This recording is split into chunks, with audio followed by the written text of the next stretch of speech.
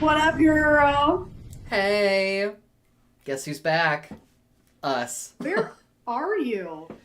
I am tucked away in my own private little retreat. Um, Love that. yeah, you actually can't see too much of it the way I've cropped it, but I'm in a library in a witch's spire. It's very cloudy. Oh, yeah. That's a Marriott Vacation Club, right? Yeah, I was gold medallion, so I finally cashed in those points. Girl, you're gold medallion in my book. Cheers. Cheers. Yes. Mm. Well, this background is a pink color I chose. It's I really lovely. like it. It's held up.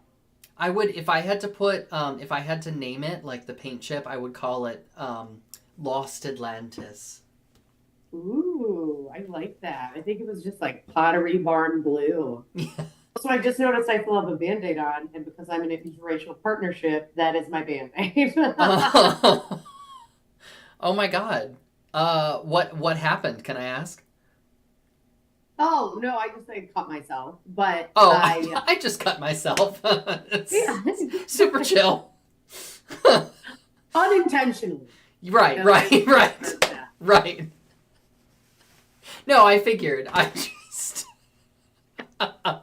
This is already going great. We're gone for like 2 weeks and we have no idea how to speak or Hey, what? we've been busy. We've been super busy. We've been blessed, booked, busy, and seasonally depressed. There's a lot going on. Yeah. Girl, let me just right out of the gate. I'm back on Zoloft. Mm-hmm.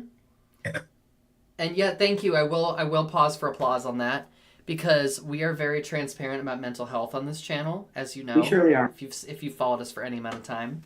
And so like I just needed a minute, you know? Sometimes you wake up and you're like, maybe the next 3 months is on Zoloft. Maybe that's what we do.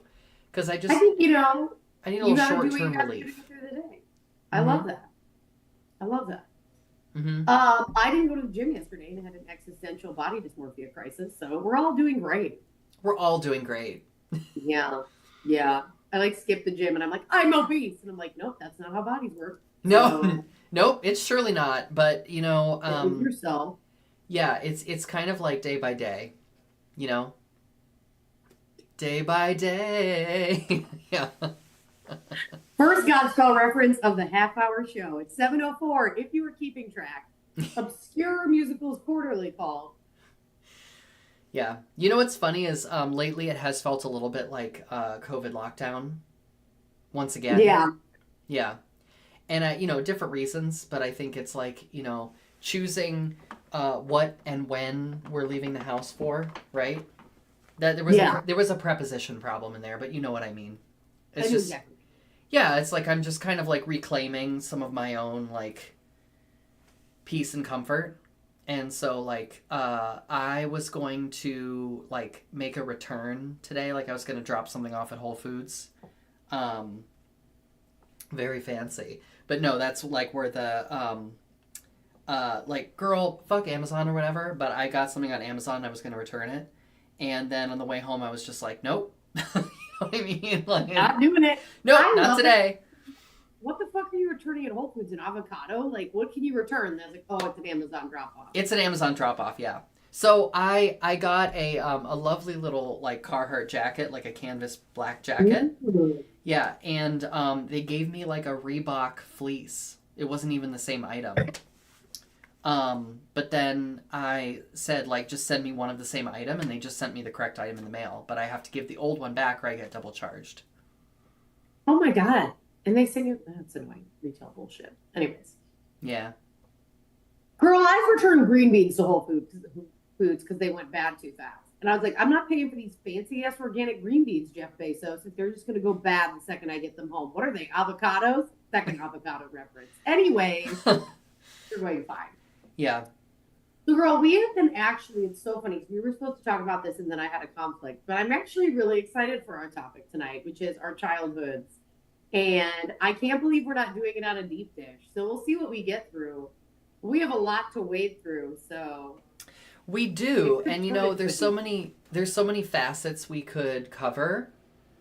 on this gemstone that is childhood. And I'm really curious, just as is our way, just to keep it gay. Like, Always. just to kick us off, like what was a gay awakening for you when you were young? Being attracted to and also wanting to be a Backstreet Boy. Oh, yeah, no, that's pretty gay. Confusing times. I really liked visors. Visors, yes. I liked men in them. I liked wearing them. I liked putting them on backwards and singing along to my Usher Raymond CD. Like there was a lot going on. Yeah. But visors were a really big turning point for me, I would say. Visors, that's really interesting. You remember like in the Spice Girls, the Spice Girls era, the same era that we're discussing. Like Yeah, it was yeah. just fashionable to wear tracksuits, like Yes, in music videos. all the time. And I loved that. I was obsessed with tracksuits. I really wanted a purple velour tracksuit. With juicy on the butt. Not with Juicy, but like off-brand, no label, Yeah, yeah, yeah. just a purple velour tracksuit. And I wore that like in middle school. So the most awkward outfit Yeah. you can imagine during the most awkward time you can imagine. And you may be surprised to know it didn't make me a lot of friends. I am shocked. Kel Surprise, as Andrew Healy would say. Guest uncovered dish. Wait a minute. Okay, so Gay Awakening was definitely a visor. Your Gay Awakening was a purple jumpsuit. One But of them, also, yeah. did you have like a celebrity queer awakening? Where you're like, holy fuck. Well, there were many, and one of mine was Jake Gyllenhaal in Donnie Darko. Ooh. Everyone's crazy boyfriend. Yes. And kind of like big trans man energy in that. Yeah, movie. yeah, kind of. I mean, there's a queer reading on a lot of things that are just Yeah. for straight people, right? Because we live in a heteronormative society. But as queer people, we've talked about it before on this show. You will, if there's a queer reading to be found, you will find it, and you will latch onto it, and you'll be like, "It's me," you know what I mean? Right.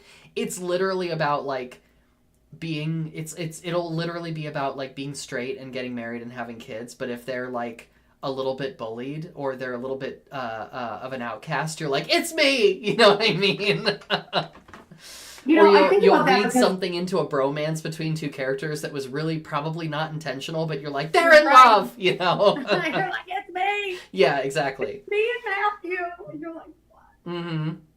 You know, it's so funny because I think about like, so that movie came out when you were in what, high school? A little I was in earlier, I college. think, because it was, that movie came out like right around 2000, didn't it? 2001? Oh, I guess that was, yeah, I guess I was still in high school. My queer awakening was before that, but I did really like Donnie Darko. It hit a part of me. My queer awakening was Alex Mack, the Nickelodeon show. Did you ever watch that? No, Alex what? Oh my God, hold on. We're gonna need a dish cam. That's so funny. I thought you were going to say like Veronica Mars, you know what I mean? I know, you would think that. But so, oh my God, I have to, so The Secret World of Alex Mack. Alex Came Mack. on. It does sound kind of familiar. Okay. You want me to dish cam you? It's like Larissa Olenek or something. Anyways, she always had this backwards hat on and like overalls. Oh, yeah. Here we go. Yep. This is Oh, it. yeah.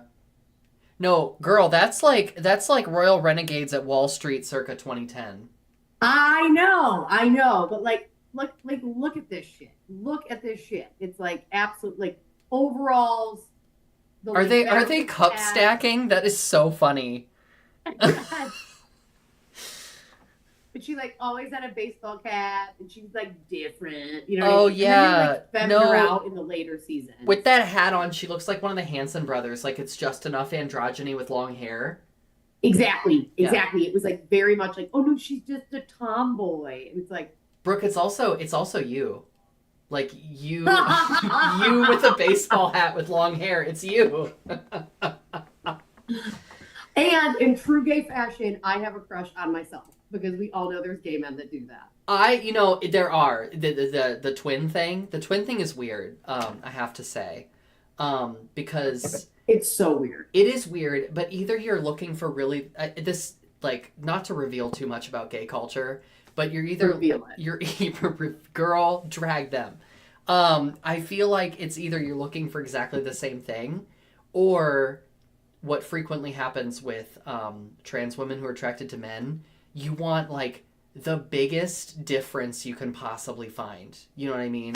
Yes. Like, Yes. Oh my God, totally. yeah, like if you're a trans woman like me, you're like you have this thing that you have to like constantly unpack. That is like, and I said like me because like I don't think not all trans women feel this way or have this same desire, but it's like you have to unpack this desire for some like huge 7 foot tall man because you think it'll make you appear smaller and more feminine by comparison. Sure. And it's like that's not a good basis from which to form a relationship, right? I That's do think there was superficial. an element where I was like, I don't actually know what to do because I did feel like, as I was talking about earlier, like body dysmorphia, like grew up in like the era of like Weight Watchers, you're fat. Like I was at LA Fitness at 11, Yeah. right? Like just a lot of all of that shit. So to me, I 11 always years thought, old, you were at LA Fitness? yeah, Oh, wow. um, that like diet culture and everything made me think I had to be with someone bigger than me, Mm. like taller than Mm-hmm. me and bigger than me and stronger than me and blah blah blah. I'm like, honestly, since I've come out, that has just never fucking happened. Though recently, my partner and I were at an event, and my partner is this color. Mm-hmm. Okay, so we all can see. And someone legitimately asked if we were sisters. And I had to take I had to take a beat. And I was like, this is my wife. And also, do we look alike? And she's like, I mean, you could have, one of you could have been adopted. And I was like, what is happening? There is a short circuit. I know that this is not about like straight people and unpacking their issues, but I feel compelled on this point to make an observation, frankly, to share an observation with you, which is that like some straight people short circuit when they see gay people. I do think that's true. I do think that's true. It's like the sparks like come out of the sides of their neck like some malfunctioning fembot in Austin Powers, Yeah. and they Oh, just good say reference. the craziest shit because people we were at the old Harvest Pizza location when it was like next to the Giant Eagle on High Street, and Monty and I went there early in our relationship where you could argue that our age difference was even more apparent. And That's fair. yeah, and girl, there's 30 years between us, okay? So like yes, there is an age difference, whatever. Yes, we are acutely aware of the age difference. Yes. And I was also pre-transition, like not I was starting to socially transition, but way before medical transition. And so the like there's a misgendering in this story which I didn't care about because I wasn't at that point in my journey. But this waiter came up and said, "Are you two brothers?" And I was like, "There's 30 years between us. Like what? What? It wasn't uncle. It wasn't like some other kind of relative Father, where there son, or yeah, whatever. some generational difference. It was are you brothers? And so I don't know if it's intentionally coded or not.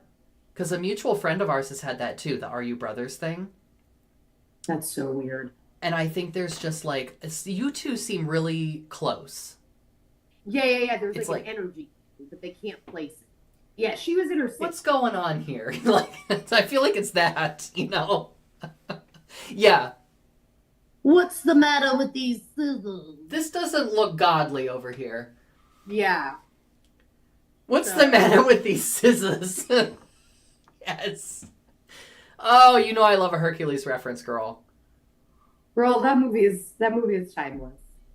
Yeah. All right, so childhood, yes, childhood crush, queer awakening. So I had a crush on this girl, Amy Bruce, and Amy is out there and straight and married, and I'm really happy for her. So Amy, if you're watching, good for you. But she was the softball catcher, and I joined the softball team just to be around her, and I am athletically useless. I'm actually a risk to your team because I look athletic, and I'm not. So it was so much to the point where I quit after I caught a pop fly ball in my teeth and my lips went underneath my braces, and I had to get them surgically removed. Stop That it. I'm not joking. I That sounds also caught the pop fly with horrific. my face during practice. It wasn't even a game because I went like this Oh and no. caught it in the mouth. And they were like, Um, fem down, fem down. Yeah. so my mom's like gagging. She can't handle that shit, trying to like pull my lips out from under my braces. Oh God. And she like passes out because she can't handle the sight of blood. And I'm like, oh my God. Like it was an absolute mess. And even after that, I didn't want to quit. So finally, my mom convinced me to quit, and the coach thanked her. And now Amy's married to a man. Good for you, Yeah. Amy. I had a similar experience where, so when I was young, my parents said you have to do something athletic, and because they could see what was going on, and I was a queer indoor child that appreciated the internet You and were just like staying a little inside. house cat. I was exactly a little house cat, and like I think honestly, I think they read that correctly. So they were like, "Listen, we don't care what it is, but you have to do something." And so the first attempt was baseball practice. Bro, Yeah, that's a hard start. yeah, and they Like didn't. soccer would have been. Now I could try to say something like I wasn't quite as gay then as I am now, but we all know better. But you know what? Look, this is your journey. This is your narrative, and you fucking make up whatever you want. Yeah, thank you, thank you. But no, I want to But you're be. like, but I wasn't. No, but yeah, I was a little F word. I really want to just sometimes I just want to drop an F bomb like just to be funny. And I know that we're not there as a society, so We're not. I shan't, but I I want you used to to use them know. in my Outlook articles. Remember my Outlook articles? And I would use, like, I would use the shortened version and I Yeah. would use Dyke. And I was just like, they don't hold up because No. it's not the time, but No, we're it's not that we're not where we time. were then.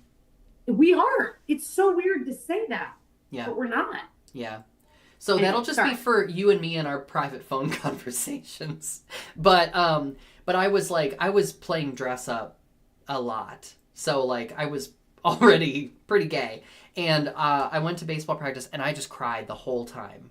So it was, yeah, I know it was precious, and sad and pathetic. But they were like, okay, so maybe not that one. And then I ended up in taekwondo and swimming, Okay. and both of those were great. I mean, I went on to study kung fu for many years. I went on to swim for many years, and I actually think it helped set up like a good foundation during puberty for like, you know, balance. And I mean, I don't know what's happening now. The last few years is like, that's all out the window. But there's something deep down in there. You know what I mean? It's like an ancestral memory. I love that because I remember when you were hungover and we lived together and you would go out and do Tai Chi in the yard to like reset your energy. Totally. And I would like chug coffee like in the kitchen and just watch you and hope the energy rubbed off on me because I wasn't going to do Tai Chi. Yeah, I do remember that. I mean, I had forgotten about it until you just mentioned it. But yeah, that was nice. But I will say, well, swimming is great for just physical activity. It was not so great for an anxious queer child that had to be in the locker room with a dysphoric body and also being attracted to other nude male persons who were in front of me. So that was like a double whammy. Well, I right, got a because it's lot of like complexes from that, let me tell you. it's good because it's an individual sport, right? Yes, So yes, like it wasn't a team sport. right. But also you're like, am I now just really into locker room porn? Like what has gone wrong with my life? You I mean, know? I can neither confirm nor deny, but Yeah. yeah. But no, I mean, Queer Awakenings. Just to follow that thought. I mean, it was Wolverine from the X-Men because he was one of the only male characters who had body hair, and let me tell you, that unlocked something deep and feral. Yeah, like muscles with body hair. You didn't see that as a child, right? So when you saw it in a Yeah. cartoon character, something woke up. Um, And then it's gonna sound funny to say, but Sailor Moon, like you can't be a little gay child and like look at Sailor Moon and some of the themes in it and the like just reveling in the femininity and the feminine power of it, and it just does something, and you look at yourself in the mirror and you're like, yep, I'm gay. That's what's happening. I love that. I don't think like for someone who identified as a long time, as a lesbian and now identifies as queer, I really struggled with the ultra femininity, and I actually was really never watched Sailor Moon, and I think it was partially generational, but like trying to find like butch and masked energy, Yeah. which is what I am viscerally attracted to. Like Right. there's just no question, and regardless of the plumbing, it's the energy, right? That's Yeah. always been my thing. Where I'm like, I actually didn't like Sailor Moon, and I think it was because of that. Yeah, that makes sense. I just put that together. So what was your like butch queer awakening? I think Alex Mack was, I think there were so few, you know what I mean? Like things, I think like The Craft had some butch energy Yeah, in it, some. had some like power energy and stuff, but still not. Like, I think it's so weird because our movies about queerness were like Boys Don't Cry Yeah. and the Laramie Project and Oh like God, just shit yeah. that's just super Tragic. depressing, right? And tragic. So, but I found a lot of validation and comfort in those stories. And it helped me also find my people. Like, I started volunteering because there are some issues around police brutality and trans violence in Buffalo, New York, where I was growing up. And like, that is how people are like, how did you get into the work you do? And I was like, it was trans people, it was activism, it was working with police because trans people were getting beat up and the police were showing up and the trans person was getting arrested and the perpetrators weren't. Mm. And the trans person was the one that got beat up.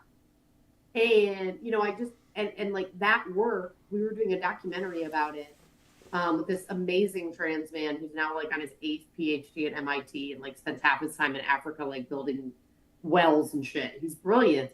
But we were doing this like documentary work and I kind of fell into this group. And yeah, we watched YouTube videos and we watched these things, but we did watch those movies and it was a validation experience for us. And I think I know I can't rewatch those movies because they do more harm than good for me now and to many people. But for us, there was a sense of validation because the whole world was telling us we shouldn't exist. And those movies were for cis people, obviously. But like there was also something about them that was kind of like, fuck yeah, like it's also the telling of the story. And I think the generation coming up is like, well, this shit is sad shit. And I'm like, we needed that because that also was like, we are going through this shit and no one fucking believes us. Yeah. You Yeah. know? Well, now even more so, bringing some of the stories back. Like I was traumatized by the ending of Brokeback Mountain. Oh, that. Well, I think many of us were. yes. Because I felt like I left the movie theater and my what I had known, because that was like also the year 2000, and what I had kind of suspected was lingering under the surface was like, oh, I see myself in this movie. And now, given the tragic, like, murderous end of one of the main characters, I was like, well, now I feel like my life is less possible, you know? But on the other hand, that movie wasn't for us. Exactly. That movie wasn't for us, and that's actually one of the frustrating things for me, is like, I feel even more certain now than I did before in my life that, like, oh, I don't need that narrative. Like, I'm all too familiar with that narrative. I actually don't need it. And I think we were just at a different time where we didn't have those narratives. And like Gia wasn't for us. And Boys Don't Cry wasn't for us. And Laramie Project wasn't for us. And what Priscilla was for us. And Tu Wong Fu was for us. And Absolutely. Like Adventures of Priscilla. Oh my God. Okay, Queer Awakening shit. So do you remember Encyclopedia Britannica had a CD-ROM? Yes. Okay. And there was a film section. Yep. And they had clips of iconic films. So that's the first clip I saw of We're Gonna Need a Bigger Boat from Jaws. They had that one. Oh, And that's they cool. had, yeah, it was really cool. They had Adventures of Priscilla, I Will Survive. Nice. When they do it in the desert. Yep. But I will never forget. My sister and I still say it to this day. It's been like 30 years. The opening clip has one of the queens right before they start, right, dancing, going, I've got an idea. And like my sister and I still say it. It was like, I've got an idea. Because like if CD-ROM clips could wear out. Yeah. I just watched that clip of Priscilla. And you know, it's so funny. I finally watched the whole movie in my teens, and I was like, it's good, but this moment, that was my queer awakening. Yep. Of just like queer, trans, gay joy against all fucking odds, and also being accepted because it's fabulous. It is. You know, I had a similar kind of experience with Rocky Horror, and you know, yeah, it's a little bit cliche, but when I was 13, I saw it for the first time, and my friend, I was hanging out at my friend's house, and she was like, "What do you want to do? Do you want to?" She was like a big Rocky Horror fan, like she went to the live shows and stuff, and she was like only a couple of years older than me, but she had a like a very theatrical family, so they were like super cool about it, you know. She was like, "Have you ever seen Rocky Horror?" And I was like, "No." And I don't even think at that time I'd heard about it because I was 13, you know? And, like, Dr. Frankenfurter was such, like, I can't even explain.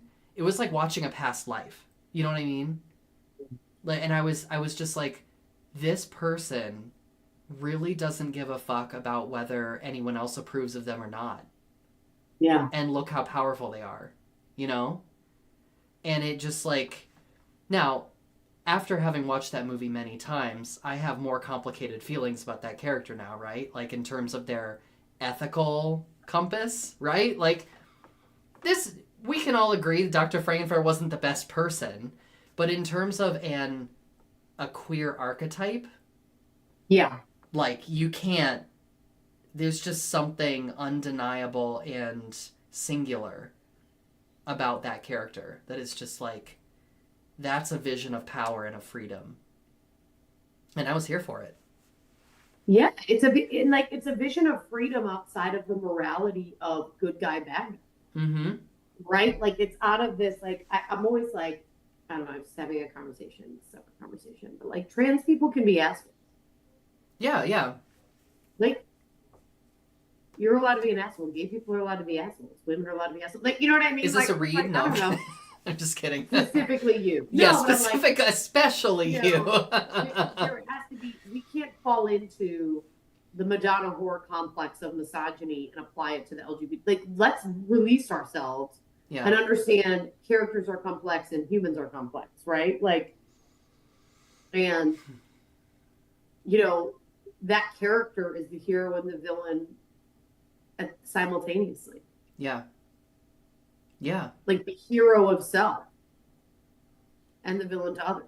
And was definitely a foil in that Dr. Frankenfurter served as a contrast to Brad and Janet, right? Like, right.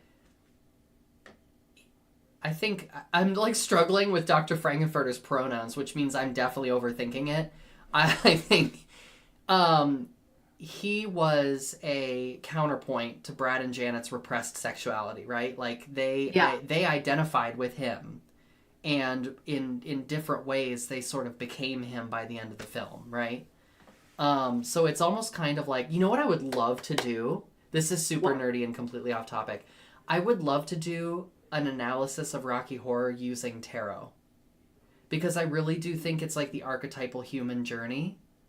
Yeah. In this film that is like, you know, sexual liberation and hedonism and whatever. Like, there's a different, the text and the subtext is a little different, but I feel like you could still use the same system of archetypes to talk about that movie. So that'd be That would really be super interesting. cool. Yeah. Maybe for a deep dish. Yeah. Maybe that's something I can take offline and, just work out with Excel in private. You know what I mean? No, if you are interested in taking Eileen offline, you can always book her for her office hours that she has, and you should absolutely book her. I love her tarot readings. They've changed my life. Oh, girl, that's so sweet. I mean, if you happen to find yourself with extra time Sundays from 3:30 to 5:30 at the Church of the Sparkling Unicorn, I would love to give you a reading. Which I always do. I always find myself free at that time. Never miss an opportunity. No. Um, so let's shift the topic a little bit, and we're talking about childhood stuff. What's something that hopefully this won't seem like too cliche of a question. What's something you wish you could tell your childhood self right now? Ooh,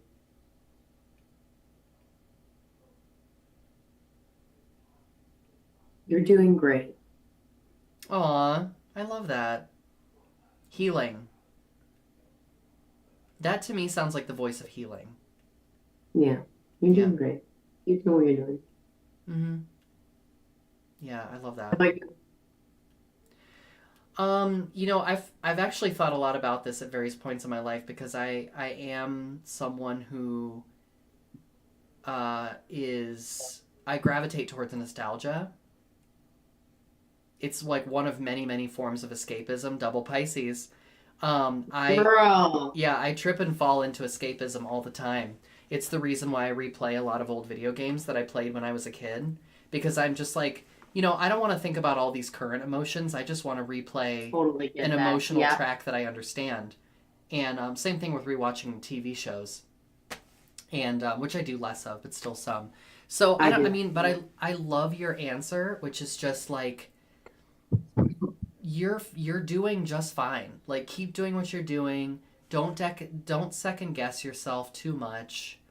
Don't don't take personally any of the things that like people who might say mean things about you because they're insecure about themselves. Like just don't worry too much about that. They're hurt and they're making their hurt your problem.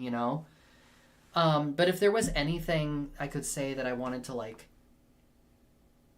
I don't know that because that all sounds very like just supportive and kind of like neutral. If there's anything I wanted my younger self to kind of do, it's just like find someone. Here's the first part: you're queer. Did you know that?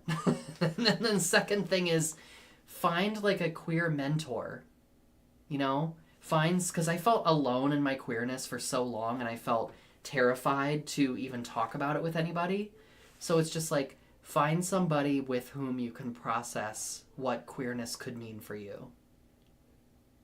Like, even if it's not a real person, no, a real person, even if it's not talking to a person in your life, like, look up queer history, find queer voices that you resonate with. Because I kind of wish I had done more of that in my youth, and I don't think I wasted any time or whatever, but I just kind of wish that I had been reading about struggles that are not unique to us in our time frame, but that we've been going through and connect it to a longer queer history. You know, it's so funny you say that because just today I was thinking about Stone Butch Blues, which is a book that like changed my life. Leslie Feinberg's Stone Butch Blues, because they actually it's about Buffalo.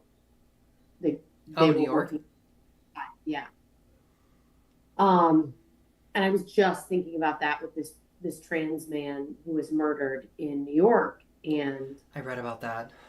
how nothing has changed. So Leslie Feinberg and Stone Butch Blues, if you haven't read Stone Butch Blues, you must, but talks about the struggle of going to trans men's funerals when they're being dead named and dead dressed in a dress to be buried and how difficult it was. And then as mourners, they wouldn't be let in unless they were also in dresses. So you had all these trans men in dresses at this, you know what I mean? And it was the cost of saying goodbye. Yeah. And Girl, I'm gonna cry. That is so much. I know, sorry, No, sorry. no, don't apologize. I mean, it's real. This is But real. I've sent so many people that book because I think it's early 90s, Buffalo, New York, they were like an iron worker. Yeah. And nothing has changed in so many ways, you know. And I was literally just thinking about Feinberg this morning. So, like, the timing was perfect. But that book to me, even though I'm not trans and even though I'm not butch, just hit a part of my queer coming of age that I'm so grateful, you know. Yeah. Yeah, and I really don't feel like you have to be trans or butch to understand when someone's reality is treated like a crazy delusion. You know what I mean? Like, girl, I've actually not to make it more heavy, but like I've had nightmares about like being dead named at a funeral. You know? Like it's something you think about. Like I don't think for me, thank God in my life that it would be a likelihood, but like it's just something you think about because I feel like it's in the witnessing of what a community is going through. It's just something you have to kind of make sense of. Well, wow. Yeah. Where do we go from that? This show is supposed to be entertaining. The category on YouTube for this show is comedy. So. No. All right. I'll close us out with. Yep. Please do. Statistically, you're dying first. Or no, I'm dying first. Who's dying first? I'm dying first. Who is this? Who's on first? Who's dying first? Yeah. But I'm gonna die. No, I've already made the decision. I'm dying first. Okay. So. Are we looking at actuarial tables? Where are you getting this from? Call Pat Deering. Anyway. Yeah. I'm dying first. And with that, I don't know if I'll be able to help you. But on the off chance I don't, you know, if any motherfucker dead names you, I will do exactly what I've done in your motherfucking life, and I will correct them loudly and embarrassingly. And guess what? Your family's white. They don't like raised voices, and they don't like conflict, so they will shut the fuck up. Mm-hmm. I would love to see it. You should. And if I'm on my deathbed and I am dying before you, I will find a trustee to carry that commitment to your death, because that will not happen. Girl, I believe it. And also, like, don't get on the wrong side of Brooke Hardis. Like, don't get it twisted, because she will find you. And very much like Liam Neeson, she has a particular set of skills. It's not me referencing Taken.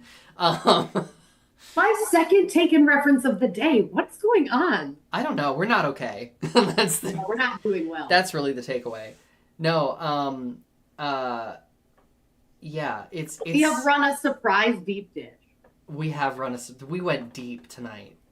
So, next, I love the way we try to talk about something that we don't think will bring us into deep topics, and then we just find our way there. So, truly, I will make no promises we can't keep. Come back next week for more deep discussion on things that may or may not be funny. More comedy. Yeah, but who knows? I might change the category on the YouTube channel. Do they have a section for ennui? Yeah, listen, we have to hold all of these truths at once. And that, I think, is the spirit of Covered Dish, and why you will find us here again and again, tackling real topics with a sanctuary of books. With hot takes from hot women. How's that?